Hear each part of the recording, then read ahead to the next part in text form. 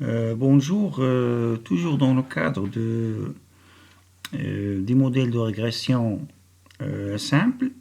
Je vous rappelle que lors des dernières séances, on a bien mis l'accent sur les hypothèses et la spécification et le rôle du terme aléatoire et la procédure d'estimation par la méthode des moindres carrés ordinaires pour un modèle de régression simple. Maintenant, on va essayer de clarifier ou bien d'illustrer tout ce que nous avons vu à travers un certain nombre d'exercices d'application. Donc voilà pour l'objectif de cette quatrième séance.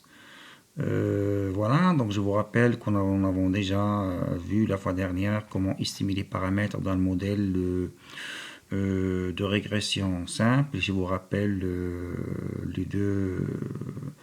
la relation pour les deux, c'est-à-dire d'estimation pour les deux paramètres inconnus, alpha chapeau est égal à y chapeau, bêta chapeau x bar, et bêta chapeau, selon le cas que vous avez, soit la covariance sur la variance de x, la variable exogène, ou bien les deux autres formules. Bien. Nous allons commencer par un exercice. Donc, considérons deux modèles suivants. Donc, vous avez un premier modèle, c'est le modèle classique. Y de t est égal à bêta 1 plus bêta 2 x de t plus mu de t. Et vous avez un deuxième modèle, comme vous le voyez. Y de t est égal à alpha 1, la constante. Donc, la constante bêta 1, alpha 1. Et vous avez plus la pente, ou bien alpha 2 fois x de t moins x bar. Donc, on vous demande d'estimer les paramètres à travers ce qu'on a déjà vu donc auparavant, de refaire la démonstration de l'estimation, mais en tenant compte que, comme vous le voyez, vous avez ici la variable, si vous avez la variable x, il est brut, mais ici, il est centré. C'est-à-dire centré, on retranche la moyenne. Donc, on prend la variable brute, comme vous le voyez, moins la moyenne. Donc, le fait de faire cette opération, ça veut dire que les variables ils sont centrées. Comme nous l'avons déjà vu l'année dernière, c'est ce qu'on appelle, bien dans le cours de calcul des probabilités, la loi normale centrée réduite. Donc on centre, c'est le fait de prendre la variable brute et de retrancher la moyenne. Donc ce sont des variables centrées. Donc on vous demande de refaire les estimations et de voir, voilà, estimer les paramètres de nos modules. Donc ici, ils sont identiques. Est-ce qu'il y aura un changement au niveau de la constante ou bien au niveau de la pente? Bien, le premier modèle, nous avons déjà fait la démonstration dans les séances dernières et nous avons trouvé alpha chapeau égal à y bar moins bêta chapeau x bar et bêta chapeau est égal à soit la covariance sur la variance ou bien les autres formules. Donc voilà, on n'a pas de problème concernant le premier modèle. Donc voilà, le premier modèle, donc, nous l'avons déjà démontré. Nous allons voir maintenant comment je vais déterminer ou bien estimer la constante et la pente pour le deuxième modèle, tout en sachant qu'on travaille sur des données centrées.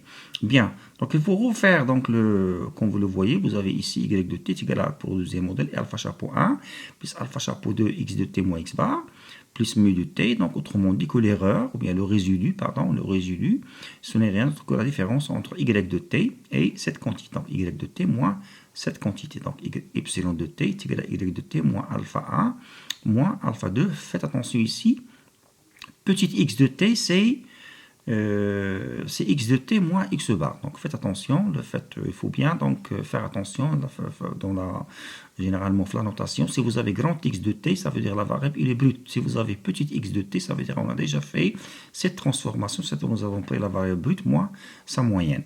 Bien. Donc l'estimateur de alpha 1 et alpha 2, toujours la même démarche qu'on a déjà vue concernant la méthode des moindres cas ordinaires, nous cherchons toujours à minimiser cette différence. Donc on se parle de cette différence ou bien c'est-à-dire le résidu au carré, d'accord?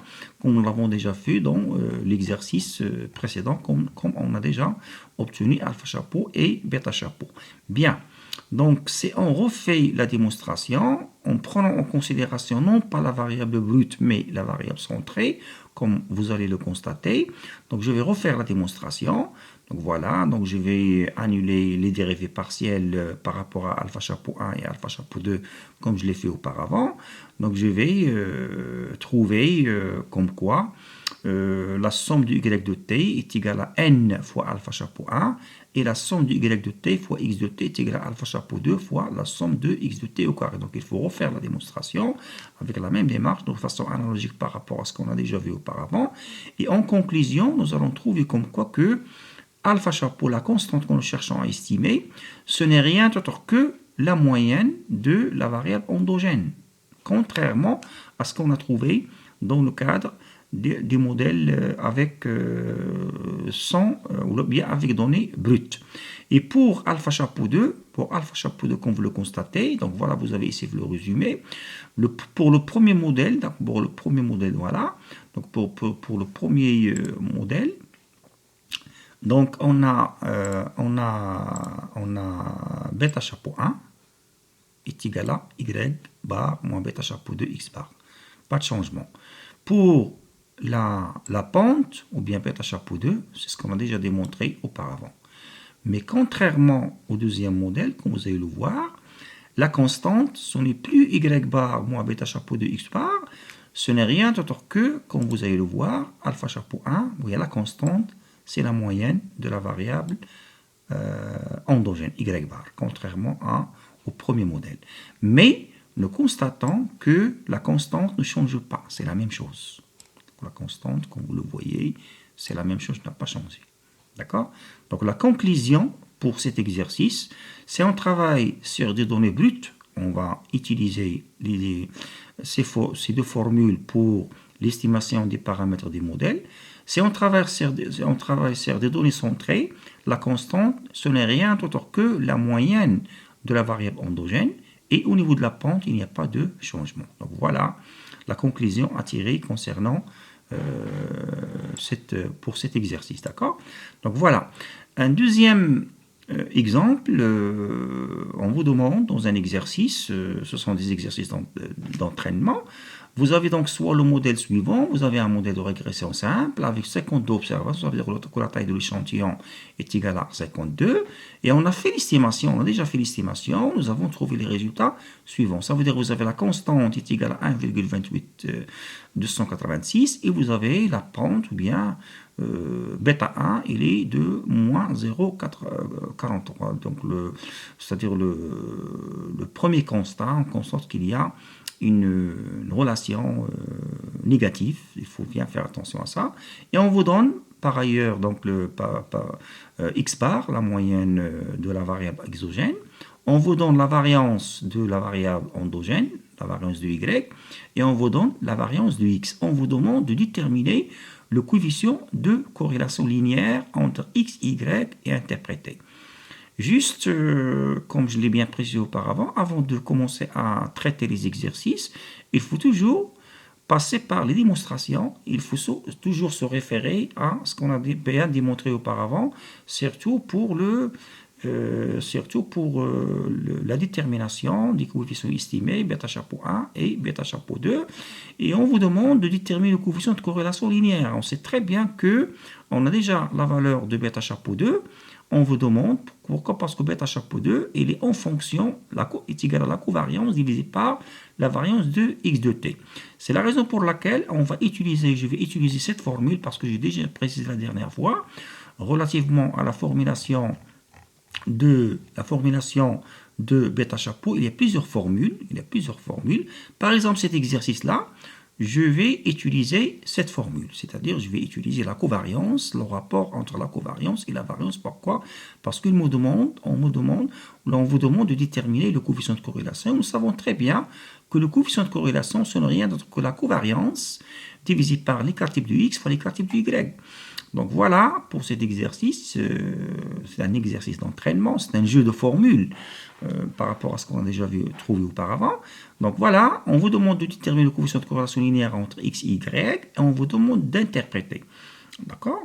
Donc voilà, on sait très bien, d'après ce que vous avez déjà fait dans votre cours de statistique descriptive, que le coefficient de corrélation linéaire, c'est un coefficient qui permet de mesurer l'intensité entre deux variables, x, y. Donc vous avez, comme vous le voyez, vous avez la covariance x, y divisé par l'écart type de x multiplié par l'écart type de y.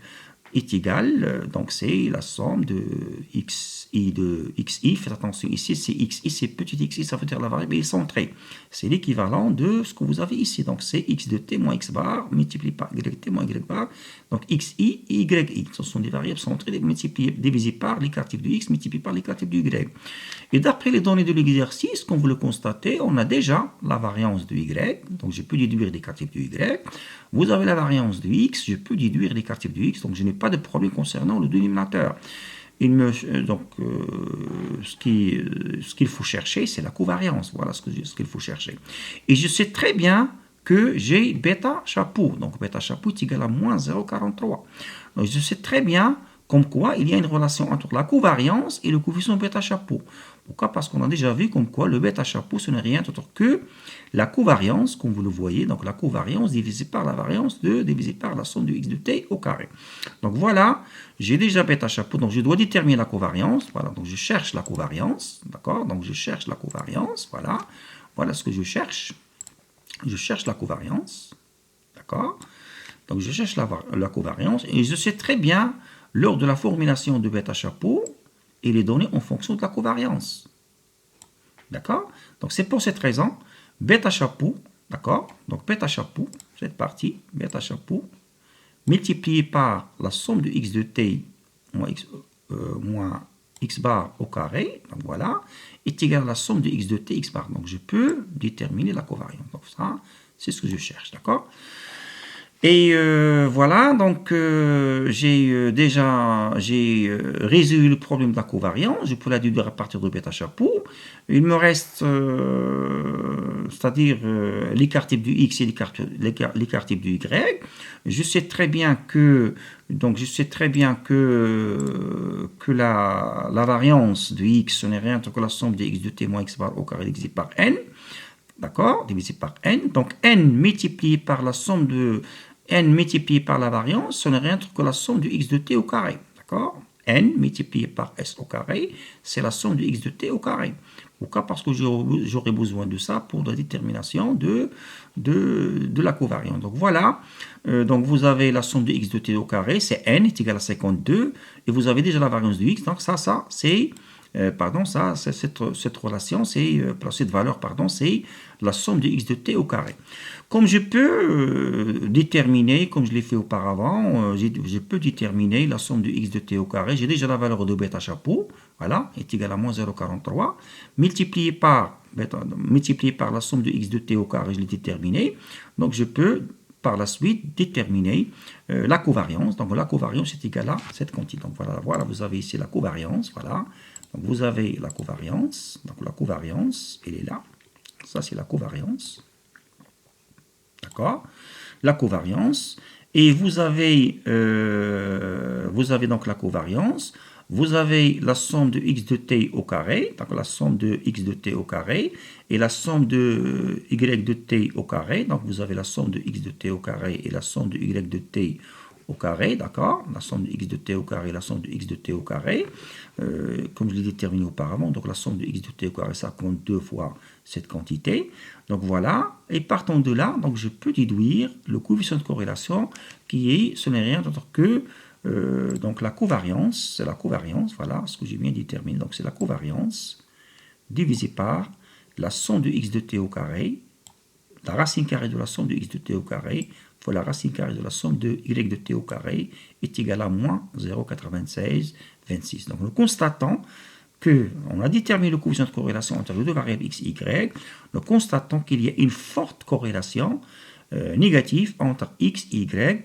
Et faites attention, il faut toujours garder, ou bien, c'est-à-dire, il faut bien faire attention, il faut toujours comparer entre le signe de